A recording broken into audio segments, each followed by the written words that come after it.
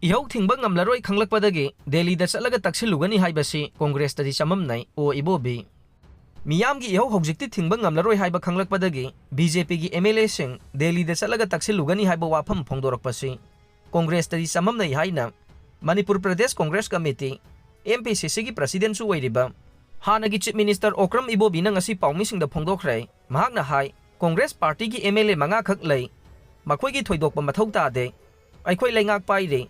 Center de issue asi karino haiba khanganaba honare soidana wakhainaba ngamgani hairagadi kaide karigumba issue asi da Congress ki mathau tai haiba taragade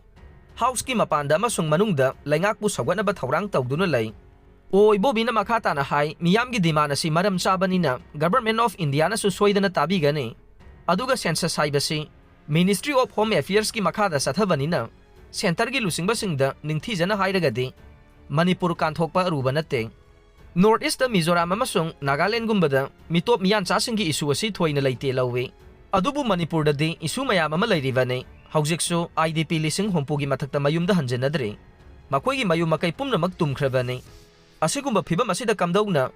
yumkok amasung mikok thigadoribano haibadu center na su khangpham thokpane state su khanglibane